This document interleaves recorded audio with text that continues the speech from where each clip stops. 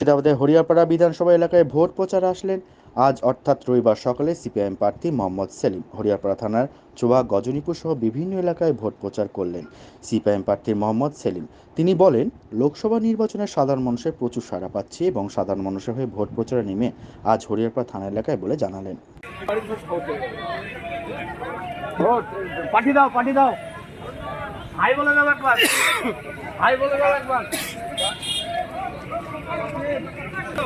একদম পারফেক্ট আছে, একদম পারফেক্ট।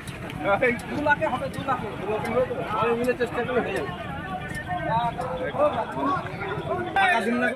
যৌথ প্রচার অনেক আগে থেকেই চলছে। তলায় পঞ্চায়েত নির্বাচন যখন হয়েছে তখনই এই দুষ্কৃতি আর দুর্নীতির বিরুদ্ধে আর সাম্প্রদায়িকতার বিরুদ্ধে বামপন্থীরা এবং তার সঙ্গে যারা জাতীয় কংগ্রেসের আদর্শে বিশ্বাসী তারা সবাই এককাট্টা হওয়ার চেষ্টা করেছে এবং নির্বাচনী প্রচারে এক একটা করে আসন ভিত্তিক আমরা আলোচনা করে বসে, তারপরে ব্লক ভিত্তিক বসে, তারপরে যৌথ কর্মী নেওয়া হচ্ছে।